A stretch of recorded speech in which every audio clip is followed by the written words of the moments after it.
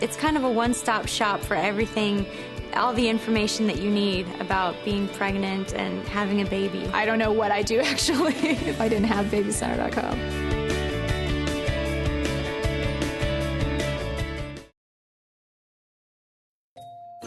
With birth, it's best to expect the unexpected.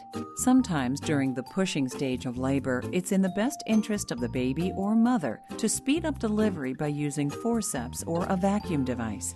This is known as an assisted or operative vaginal delivery, often used as one last step before opting for a C-section. When a doctor is suggesting using an instrument, usually it's because of an indication. The baby needs to be delivered soon, or mom's exhausted. Dr. Jason Baxter is a perinatologist and the Director of Research and Obstetrics at Thomas Jefferson University Hospital. He is using this medical training model and baby to explain how forceps and vacuums are used in delivery.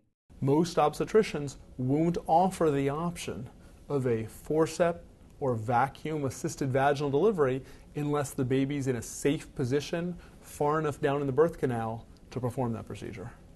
Many of these instruments were designed more than a century ago. It's perfectly normal for parents to have fears about the risks associated with using these instruments, but serious complications are relatively rare. You can see that the vacuum cup, soft foam on the inside, and this is connected through a wire to a handheld pump where we can measure the amount of pressure applied at the point of suction. So the doctor will gently place the plastic cup on the top of the baby's head.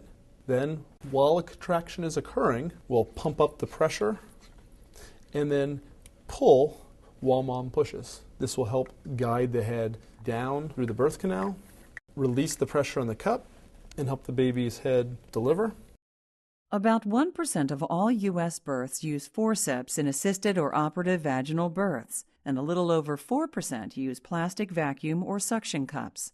These are actually specifically designed to follow the curve of baby's head and the curve of mom's pelvis to minimize any potential damage to each.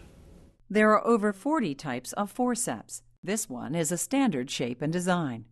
Typically, the doctor will protect the side of mom's vagina.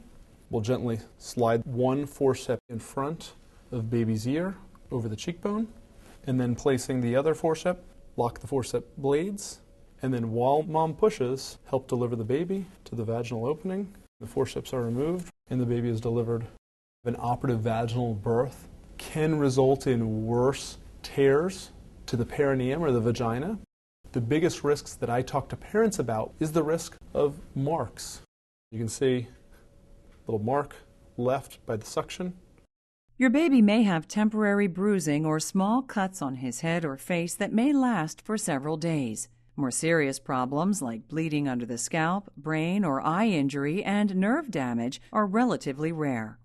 The overall risks and benefits of a vacuum versus forceps delivery are about the same, and results are best when the doctor uses the method he or she is most comfortable with.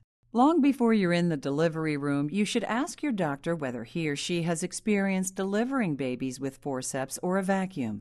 Before consenting, ask why an assisted vaginal delivery is necessary, which method will be used, and what the risks and benefits are, as well as any alternatives available for you and your baby. In experienced hands, these medical instruments can be lifesavers.